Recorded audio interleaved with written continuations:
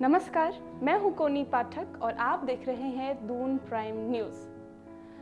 तो जी, अंग्रेजी में हैट हो या हिंदी में टोपी, नाम भले अलग अलग हों लेकिन ये आदमी के प्राचीन पहनावों में से एक है। यही कारण है कि इसके आकार, प्रकार, यहाँ तक कि रंगों का भी अपना इतिहास है।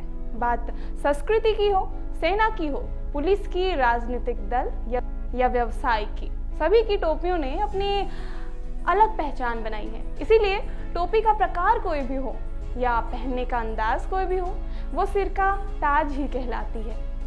आपने अक्सर ध्यान दिया होगा कि भारत के पहाड़ी इलाकों के लोग अलग अलग तरह की टोपियां पहने हुए नजर आते हैं। हाल ही में singing reality show Indian Idol के विजेता रहे पवनदीप राजन भी पूरे सीजन एक खास तरह की टोपी पहने नजर आए, जिसने सभी का ध्यान खींचा। तो आज क्यों न टोपियों पर ही चर्चा की जाए। तो चलिए आज जानते हैं उत्तराखंड में पहनी जाने वाली टोपियों के टाइप्स। हम बात करें सबसे पुरातन टोपी की तो उत्तराखंड के रवाई, जौनपुर और जौनसार यानी तमसा यमुना वैली में अभी भी टोपियों को फेट शिखोई कहा जाता है, जबकि गढ़वाल के अन्य क्षेत्रों में टोपला या टुपल्ला नाम से जाना जाता है। समय के साथ टोपियों के स्वरूप बदलते गए और नाम भी। उत्तराखंड में टोपियों को फेट शिखोई, शिखोई, शिखोली, कन टोपला, कन टोपी, कन छुपा, मुनव बांधणी आदि नामों से भी जाना जाता है, जिन्हें अब गांधी टोपी, जवाहर टोपी या फिर मिजय टोपी के नाम से भी पुकारा जाने लगा है। सबसे पहले बात करते हैं फेट शिखोई की।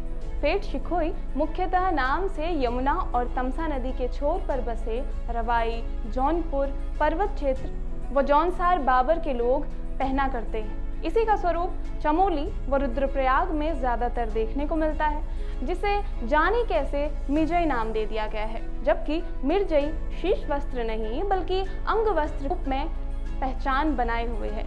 इस टोपी को कनुड़िया नाम से भी जाना जाता है और कनुड़िया लंबे समय से पूरे उत्तराखंड में प्रचलित टोपी रही है, जो सर्दियों में मुख्यतः पहनी जाती है।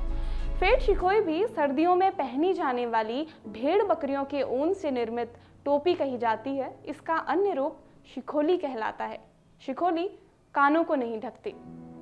दूसरे नंबर पर आती है फरफताई या टोपला, जिसे टुपल्ला नाम से भी जाना जाता है। इसका आकार भी गोलाकार होता है और इसे पहनने वाले ज्यादातर लोग गरीब तबके के लोग होते थे, जो साहूकार वर्ग से अन्न उधारी के लिए इसी टोपी पर भर भर कर लिया करते थे।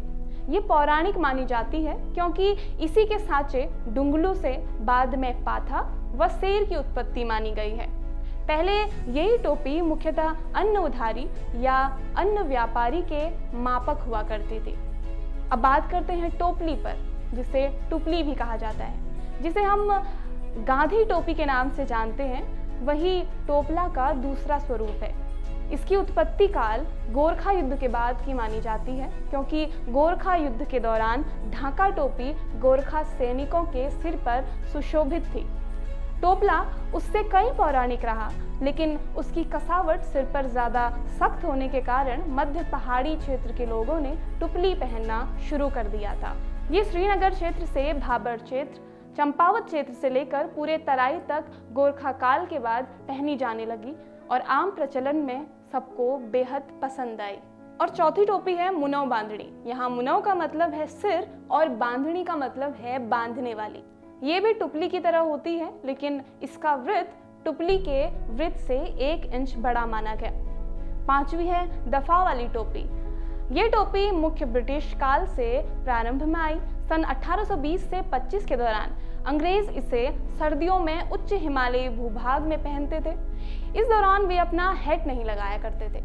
आज़ादी के बाद ऊनी स्वेटरों के प्रचलन के साथ ये चुने जाने लगे और समय के साथ साथ फैशन में आते और जाते गए। छठे नंबर पे है दुपहड़किया टुपली।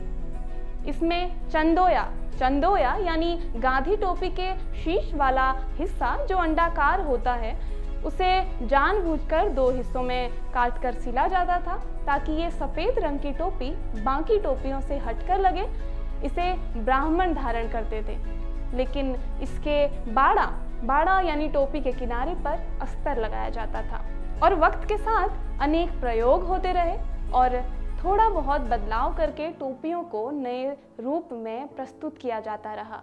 उत्तराखंडी टोपी जनपद चमोली के गोपेश्वर हल्दापानी निवासी कैलाश भट्ट व हिमालयन समीर अर्थात मसूरी के समीर शुक्ला द्वारा डिजाइन की गई टोपियों को ये दोनों उत्तराखंडी नाम देते हैं कि कैलाश भट्ट द्वारा निर्मित टोपी विशुद्ध रूप से पहाड़ की प्राचीनतम टोपी है, जिसे टोपला फेट शिखोई कहा जाता रहा है।